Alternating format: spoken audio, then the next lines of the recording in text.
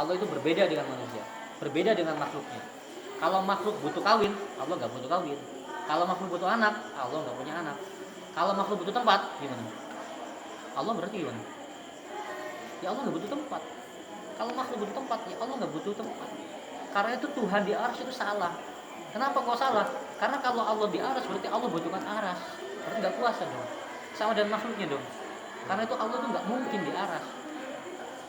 Kayak saya duduk di kursi, saya sama kursinya gedean mana? Kursi. Ya gedean kursinya kan. Mau cilik ya cilik putih. Loro lah.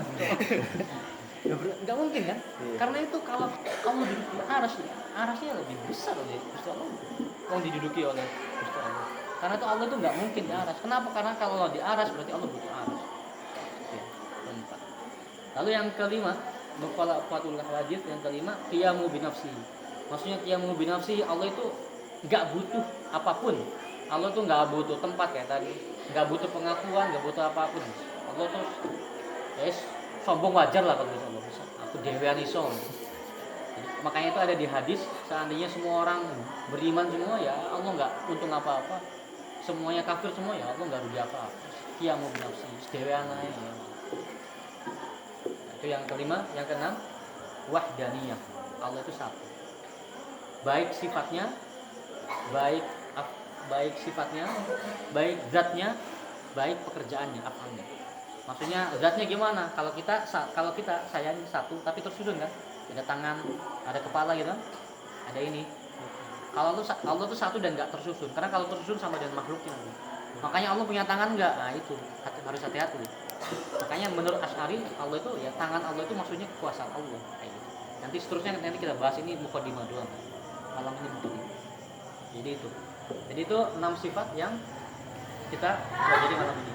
Yang pertama wujud, yang kedua qiyam, yang ketiga baqa, keempat mukhalafatul hawadits, kelima qiyamu bi nafsihi, keenam wahdaniyah. Nah, udah berapa menit? Angkohan.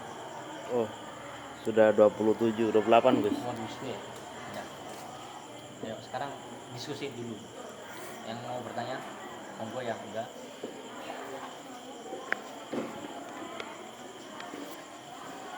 Satu hal lagi,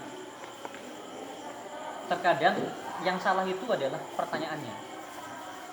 Ada sesuatu yang salah itu pertanyaannya. Karena itu kalau nggak bisa dijawab wajar. Kenapa? Karena pertanyaannya. Contohnya saya tanya ke Kiki ya, saya tanya ke sini.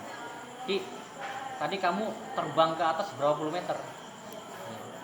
Ya kira-kira bisa jawab nggak? Kayak mabur berapa puluh meter kamu maburnya?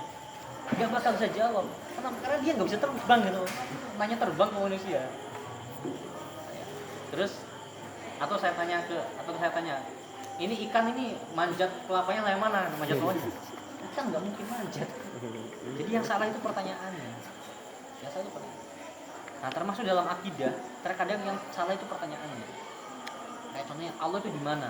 Itu pertanyaannya yang salah. Kenapa? Karena Allah di mana itu menunjukkan sesuatu itu butuh tempat. Kayak saya di mana? Di rumah. Karena saya butuh tempat. Sedangkan Tuhan tuh nggak butuh tempat. Karena itu nggak cocok pertanyaan Allah di mana itu nggak cocok. Terus kayak tadi itu yang kita dipakai di mukadimah awal itu, kalau Allah itu kuasa, benar-benar berkuasa, bisa nggak Allah membuat batu yang sangat besar sampai Allah sendiri nggak bisa mengangkatnya? Itu kan kembali ke pertanyaan yang sama. Tapi bagaimana itu kesalahan pertanyaannya? Nah, nanti kita bahas di setelahnya. Karena nanti di sini ada dibahas burhan-burhan, dalil dari itu. Tadi kita baru nyebutin sifat-sifat. Nah, dalilnya kan belum kan? Dalilnya apa kok Allah itu harus wujud? Kenapa Allah harus baqa? Kenapa Allah harus qiyam? Kenapa harus Allah mukhalafah? Kan dalilnya belum. Nanti ada di sini dibahas dalil-dalilnya. Nah, dalil itu bahasa Arabnya burhan. Burhan itu jamaknya barohin.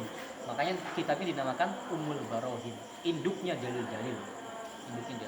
Karena ini semua berisi dalil-dalil tentang ketuhanan, dalil-dalil tentang kenabian, dan dalil-dalil tentang sam'iyat, sesuatu yang tidak bisa dicerna oleh akal tapi memang harus ada. Kayak contohnya akhirat nggak masuk akal tapi kita mau nggak mau harus percaya. Syafaat ya nggak masuk akal tapi mau nggak harus percaya. Jadi malam ini cukup ya sesi ya. Saya sudah melihat muka-muka ngantuk ini. Saking asiknya ini Gus, jadi sampai Gus. Ayo diskusi dulu lah biar seru. Ayo, kalau ada yang belum paham, ada yang ingin mau ngomong jancu nggak apa.